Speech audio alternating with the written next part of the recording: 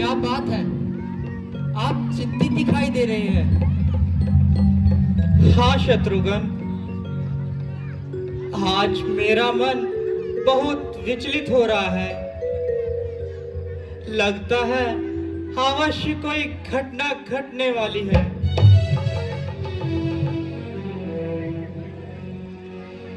महाराज की जय हो। बोलो श्रीधर, क्या संदेश लाए हो? महाराज आपके अयोध्या में श्री बुलाया है। अयोध्या में सब ठीक तो है? पिताजी, तीनों माताएं, भैया राम और लक्ष्मण सब ठीक तो है? किसने बुलाया अचानक? गुरु विशिष्ट जी ने बुलाया। आप शीघ्र अयोध्या चले। ठीक है, चलेंगे। शत्रुघ्न, अयोध्या चलने की तैयारी करो। अवश्य भैया।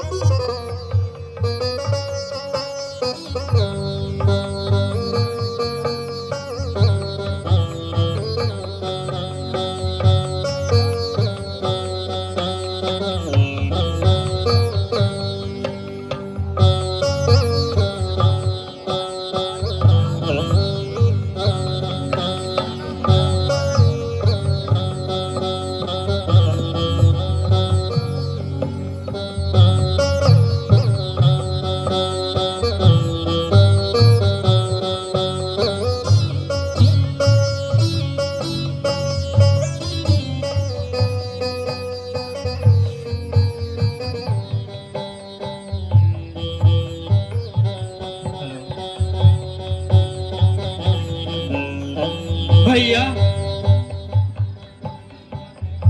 अयोध्या के निकट ये आसार कैसे हैं? चारों तरफ मेघा के अंबार कैसे हैं? शाही महलों में चीलें आज क्यों मंडरा रही हैं? सभी छोटे बड़े की आंखों में आंसू क्यों है? यह देखो, सूर्य वंश का झंडा भी झुका हुआ है। शोक है, कुछ समझ में नहीं आता।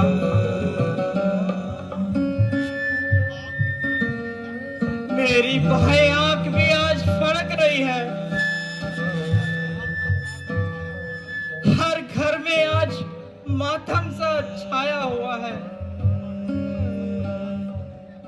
अयोध्या के सभी बाजार सोने पड़े हैं। हाँ भैया, सत्य कहा। मैं भी यह सब देख रहा हूँ। ना जाने क्यों मेरा मन विचलित हो रहा है। अयोध्या में सब ठीक ठाक हो। यह तो जाकर ही पता चलेगा।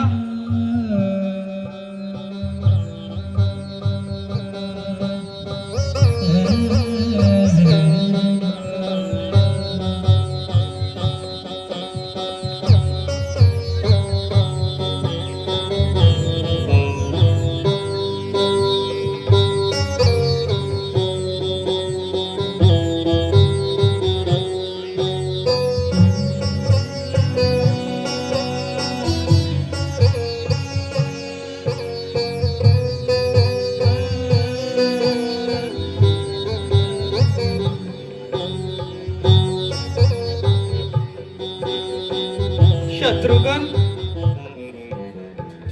नगर में आज सबने हमसे मुंह फेर लिया और यहाँ चारों ओर उदासी छाई है। आशंका तो मेरे मन में भी है भैया। आओ देखिए क्या बात है।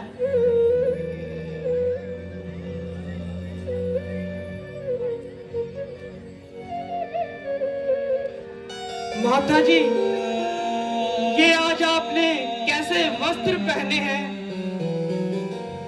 आपके आभूषण कहाँ है? आज आपकी बांग में सिंदूर भी नहीं है। क्या बात है मातेश्वरी? पिताश्री आज आपके कक्ष में भी नहीं है। बताओ माता, मेरे पिताश्री कहाँ है? बताओ माता। बताती हूँ बेटा। तुम यात्रा से थक हारे आए हो। पहले थोड़ा आराम कर लो, कुछ जल पान कर लो, उसके बाद सब बताती हूँ। मेरी थकान तो पिताश्री के दर्शन मात्र से ही दूर हो जाती है। बताओ मातेश्वरी, मेरे पिताश्री कहाँ है? जल्दी बताओ माता। पुत्र, संसार में जो जन्म लेता है, एक ना एक दिन उसे संसार का त्याग करना ही पड़ता है। प्राण त्याग करने के बाद जो गति धर्मात्मा पुरुषों की होती है, तुम्हारे पिताजी भी इस परम धर्म को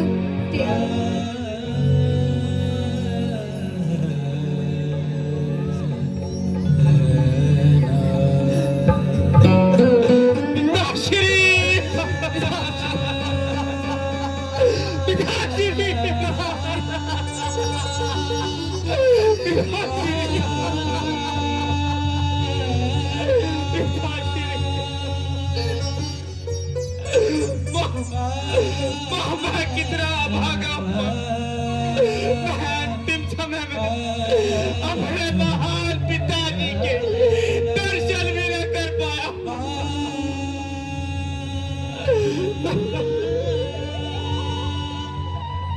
पिताश्री, आपने भी मेरी प्रतीक्षा नहीं की। जाते जाते मुझे भैया राम के यहाँ तो सांप जाते।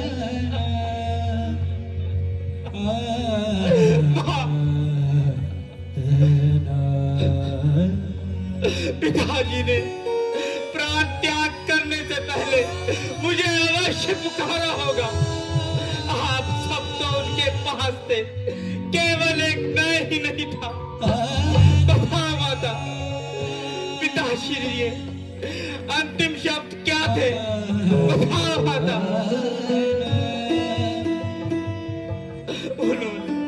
उन्होंने मुझे पुकारा था ना, बताओ माता।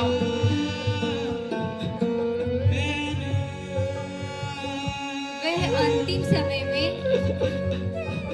केवल राम को ही याद करते रहे, केवल राम का नाम पुकारते रहे। क्या केवल राम भैया को ही पुकारा? तो क्या राम भैया भी उनके पास नहीं थे? नहीं पुत्र, परंतु ऐसा कौन सा अकस्मात हो गया था जो राम भैया भी उस तक नहीं पहुंच पाए? बताओ माता, आप तो उनके पास ही होंगी। नहीं बेटा, उन्होंने कौशल्या के कक्ष में प्राण त्याग दिए। कौशल्या माता के ही कक्ष में प्राण त्याग दिए? उस समय भैया राम और लक्ष्मण कहाँ थे? वन में। वन में? वन में क्यों?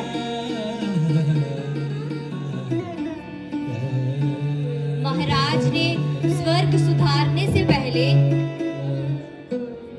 उन्हें 14 वर्ष का वनवास दे दिए। वनवास? भैया राम को वनवास? ऐसा कभी नहीं हो सकता।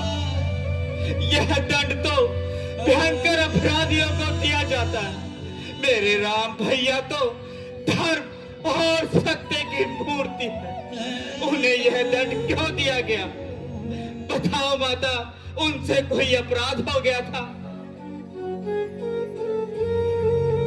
बेटा, किसी का कोई दोष नहीं, केवल वचन पालन की बात थी। वचन? कौन सा वचन? किसे दिया था उन्होंने यह वचन? मुझे। आपको? क्या वचन दिया था उन्होंने आपको? मैंने ही महाराज से 2 वचन मांगे थे। इधर तेरे जाने के बाद कौशल्या के कहने से महाराज राम ने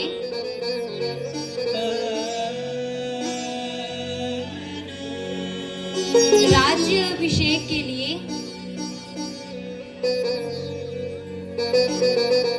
राम को निश्चित किया। महारानी कौशल्या ने सोचा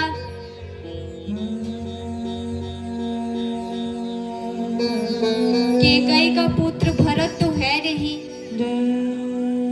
अवसर का लाभ उठाकर अपने पुत्र को राजा क्यों ना बना दूं? परंतु मैंने ऐसा नहीं होने दिया। मैंने महाराज से अपने दोनों वर मांग दिए। तेरे लिए अयोध्या का राज्य और राम के लिए 14 वर्ष का वनवास मांगा।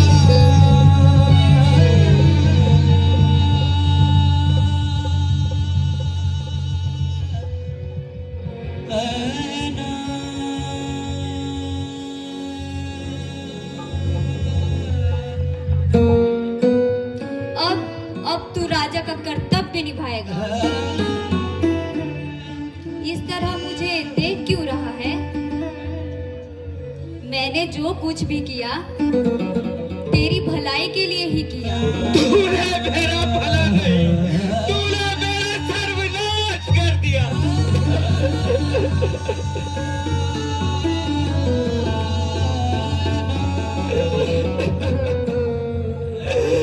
इस कुकर्म से तूने मुझे अयोध्या का सबसे कलंकित पुरुष बना दिया। हरि पापन, चंडालन, श्री राम भैया को वनों में भेजने से पहले तेरे मुंह में कीड़े क्यों नहीं पड़ गए? तेरी जीवा कल क्यों नहीं गई? तेरे हृदय के टुकड़े टुकड़े क्यों नहीं हो गए?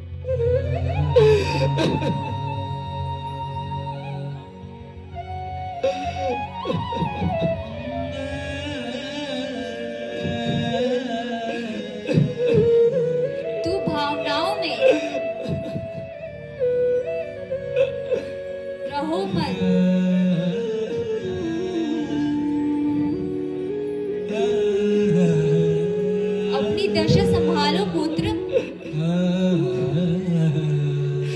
अरे मेरे भाग्य तो उसी दिन फूट गए जिस दिन मेरे श्री राम भैया वनों को चले गए।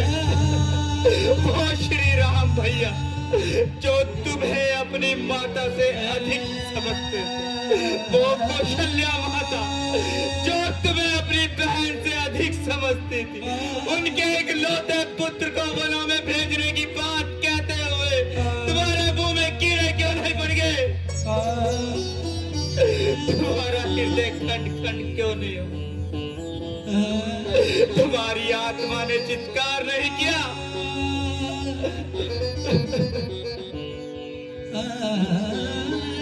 यह तू कैसी अनोखी बात कर रहा है? तू क्यों नहीं समझता?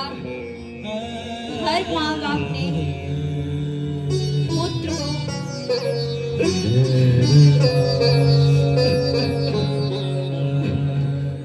बड़ा बनाने का सपना होता है। अरे ये लोभ ही तो पाप की जड़ है जो मनुष्य को तेरी तरह अंधा बना देती है, जिसे पाप और पुण्य में कोई भेद नजर नहीं आता। अरे श्री राम भैया से मनुष्य तो क्या पशु पक्षी भी प्यार करते हैं। उनके इकलौते पुत्र को वनों में भेजने की बात कहते हुए तुम्हारे हृदय में क्यों नहीं पड़ गए? भरत, मैंने जो कुछ भी किया तेरे लिए ही किया। तू मेरा बेटा है। नहीं, तू मेरी माता नहीं। मुझे जन्म जन्मांतर नरक में रहना स्वीकार है, लेकिन तुझे अपनी माता कहना स्वीकार नहीं। अगर मेरी आवाज इस लोक से परलोक तक पहुंचती है तो पिताश्री आप भी सुन ले। आज से आपके इस अभागे बेटे भरत ने केके का त्याग कर दिया और पिताश्री मुझे आशीर्वाद दे। मैं आपकी इच्छा अनुसार श्री राम भैया को वनों से लाकर अयोध्या के राज सिंहासन पर बिठा दूं। महारानी केकई, अगर तुम स्त्री न होती तो आज मैं अपने इन हाथों से तुम्हारे टुकड़े टुकड़े कर देता। परंतु विवश हूं, कहीं ऐसा करने से हमारे राम भैया हमारा ही परित्याग। आज के बाद मैं तुम्हारा ये कलंकित मुख कभी नहीं देखूंगा, कभी नहीं देखूंगा, कभी नहीं देखूंगा, कभी नहीं देखूंगा।